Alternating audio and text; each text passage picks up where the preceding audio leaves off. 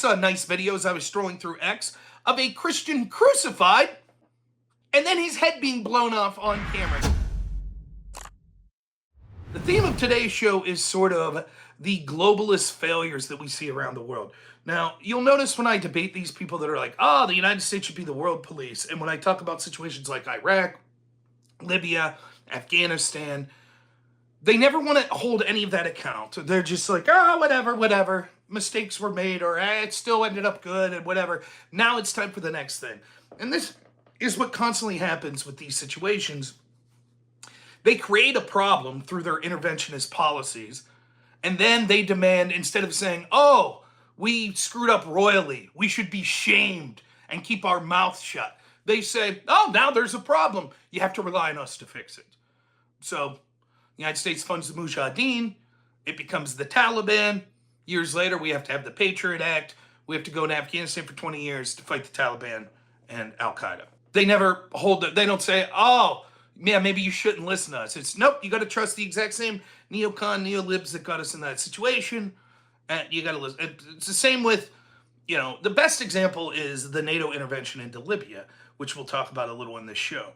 Now, I could handle people that want to make the argument in a non-moral sense. If your argument is something as this, the United States should be the world police because it's best for the United States, and screw the rest of the world. We don't give a shit.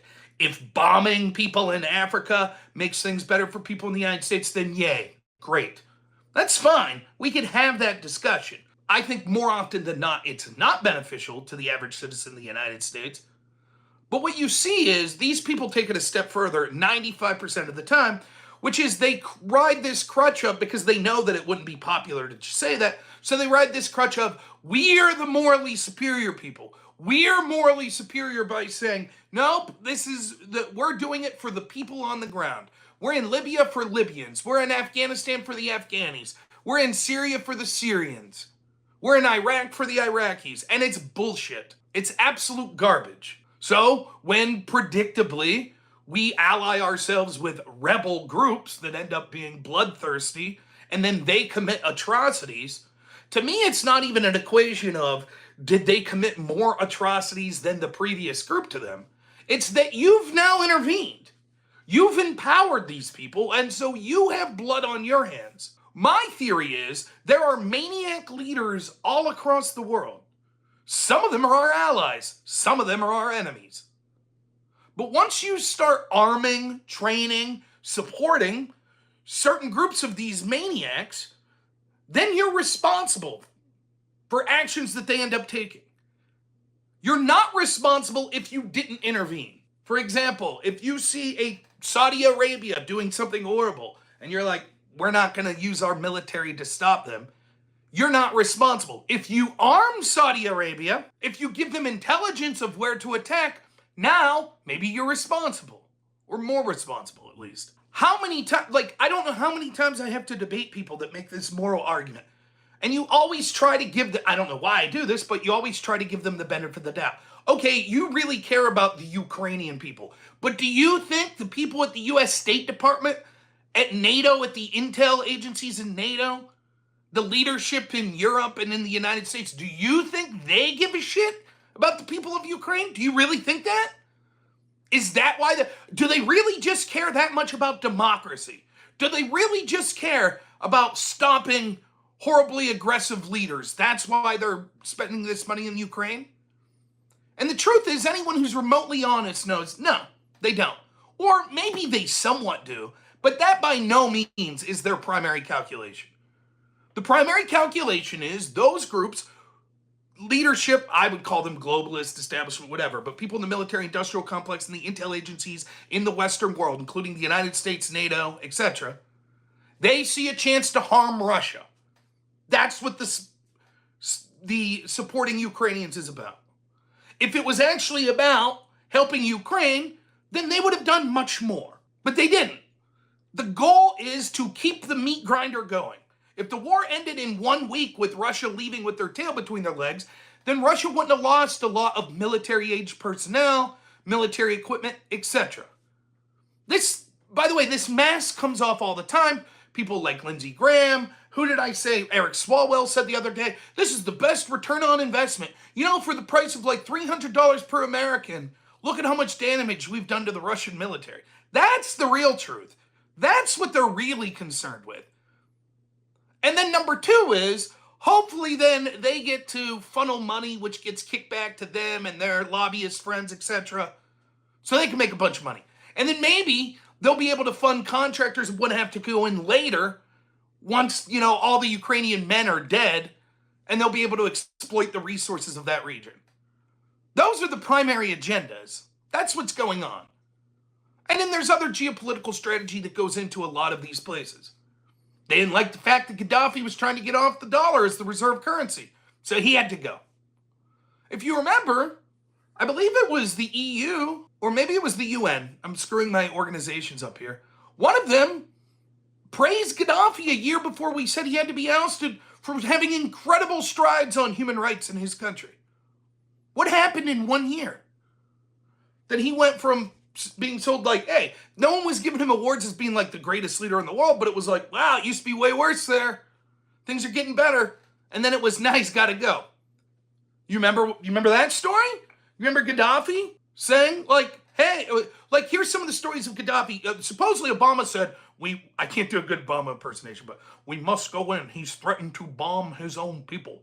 This cannot stand. Remember that? And then when you listen to what Gaddafi was actually saying, he was like, listen, these terrorists that are basically creating an army to depose me, if you disband, I'll give you all immunity. But if you refuse to, well, then we're going to have to take you out. Would any other country in the world think differently? If terrorist groups within the United States amassed an army to challenge President Biden, do you not think Biden would have said, we're going to take you out? But for some reason it was, oh, Gaddafi can't do this. That's declaring war on his own people. Then, of course, Gaddafi goes to the press and says, listen, these aren't noble freedom fighters. These aren't even people from my own country. These are Islamic extremists that are being funded by NATO to come into my country to overthrow me. And they're going to be a disaster for my people even once I'm out of power. And then you remember what happened to Gaddafi? He was killed. The way they killed him was they sodomized him with a bayonet. Then they paraded him around town as they tortured him. And he screamed. Hillary Clinton was asked about this. She said, we came, we saw, he died. Those are the people that are telling you how moral they are. That's who they are. The moral superiors that are like, yay, tortured and sodomized Gaddafi. Now, how's that worked out for the people of Libya? All of the people you hear that are talking about, we must protect the noble people of Ukraine. Where's their love for the Libyans? No love for them? Tough shit? You have to live in a hellhole now? Ran by Islamic extremists? Oh, well, I guess, right?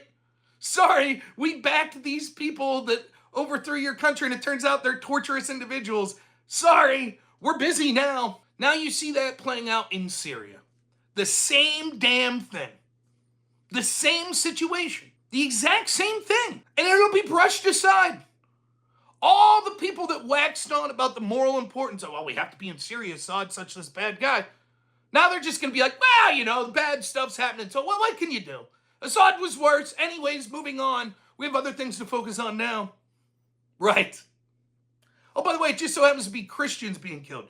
Not that it's any better or worse if it's one particular denomination over another. But notice how that works. I'll bet if it was a bunch of Jewish people being killed, all of a sudden there'd be a lot more interest in our establishment circles. Just guessing. Sure, Israel would be more concerned up. But it's Christians. Oh well, the story in Syria has been nonsensical the entire time. I don't consider myself a geopolitical expert because I'm not going to bullshit you like pretty much every other streamer that pretends they're experts on certain issues. But to break down the story in layman terms as much as possible, and please do your own research to fact check me on this. The story in Syria was that we, the United States, had to be in Syria to fight ISIS. Who else was fighting ISIS? The Assad regime, backed by the Russians. Sounds simple, right? Assad with the Russians and the United States, all fighting ISIS. Well, no, because then there's other groups. There's the Free Syrian Army. These are supposedly good guys. They're allied with the United States, but they also are battling Assad. But they're also fighting ISIS. Then there's al-Nusra and al-Qaeda. Yes, that al-Qaeda, the one that we had to pass the Patriot Act for and go to war in Afghanistan. We had to permanently revoke the rights of the American people and their Fourth Amendment rights and their First Amendment rights, etc., through the Patriot Act, because al-Qaeda is such a nefarious, terrible enemy. But there are allies. And it's not just me saying this. There's been all sorts of communications that have been released. There was a WikiLeaks on Hillary Clinton that said, look, if Assad gets deposed, the Christians there are going to be screwed. I forget who it was. We had communication showing that they were like I think it was someone at the State Department that was saying, in Syria, al-Qaeda and al-Nusra are our allies. Then you have the Kurds. The Kurds are another ethnic group that aren't necessarily with any of the aforementioned groups. They're allied with the United States. They're also helping us fight ISIS. So we're told that we're in Syria to fight ISIS, but while we're there, we might as well bomb Assad. But Rob, Assad's a bad guy. He gassed his own people. I'm 100% certain that Assad is a terrible guy who butchered his own people at some point. However, some of the incidents that it is claimed that he did have always been dubious. For example, when he was on the verge of winning the civil war during the first Trump administration, the last thing he could have done to lose would be to create some huge human rights violation. So supposedly, he decides to gas his own people. Why? Just because. He's already winning, but you know what? I'll gas my own people just on the off shot that, that could cause me to lose, that the Western world will come in and intervene. Of course, it was one of the low points in Trump's first administration then, where he had bombed Syria like 3 days after that gas attack. I believe that was the specific gas attack that we were then told that we had the IPCW, which was sort of the investigative body of the UN, came in and did a report. The leader of that on-the-ground group from the IPCW basically said, we don't see evidence that Assad gassed his own people. So what did the UN do? They fired that guy. Then they had another guy write the report who barely spent any time in Syria that said, yeah, Assad did it. That original person then became a whistleblower. Of course, you don't hear that story because Assad, a bad man, he gassed his own people. And when you bring this up, people just say, you're trying to say Assad is a good guy? No, that's not what I'm saying at all. I'm saying that possibly they're exaggerating how bad he was because they have an agenda and they want this guy removed, so they're going to make him seem worse than he actually is, even though he's a bad guy. That's what I'm saying. I'm not even saying that the people of Syria didn't have the right to depose him. That's their business. I assume he sucked for many people in Syria. The problem is, when the Western world decides to get involved and financially back or give intelligence or give support in various ways to rebels that then end up committing atrocities and genocidal behavior, now they're responsible for that. And that's exactly what's happened in Syria. You also remember other stories of Syria that, before we get to the current situation that's going on, just things that I've talked about many times. So while we're in Syria fighting ISIS, by the way, Assad, one of the biggest allies to Putin and Russia, we also find time to be bombing Assad and helping with the rebels that are fighting Assad. Now, I brought this up to people that claim to be experts on the region like Dylan Burns before Russia invaded. There's a big, long debate I had with them where I was like, this doesn't make sense. If the goal is to fight ISIS, then fight ISIS. Once ISIS is gone, we're gone. It doesn't matter if we like Assad or not. There's plenty of countries that the people of the United States or the leadership of the United States don't like. That doesn't mean that we should be putting permanent bases in those countries and attacking the leadership of those countries. I said to Dylan, don't you think that this could anger Russia? So what? He says. So what? Good. That's right. And that was the mentality. This neocon sort of shit-lib mentality. Who cares? Poke the bear. Poke it. Poke it. We don't care. What's Russia going to do? Well, there you go. Then, of course, you remember the story that I tell all the time. Turkey, our NATO ally that we station nuclear weapons in, they are going to commit, this isn't my version, this is the official U.S. State Department version. If we were to leave Syria, Turkey, our NATO ally, the ally that, again, we station nuclear weapons at, will commit genocide against our allies in Syria, the Kurds. So we must permanently have a military presence in Syria. Permanently.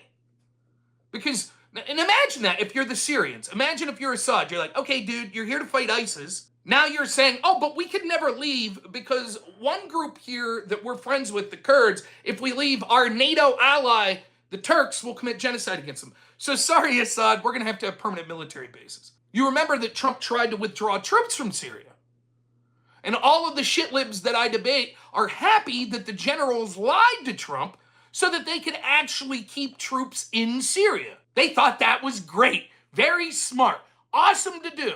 So that's the story of Syria. And then, yay! Winner, winner! Assad's looks like his party loses. He flees. Now, new leadership. I don't even know the dude's name. I don't have it in front of me. Everybody knows this guy's coming from groups that are Islamic fanatics.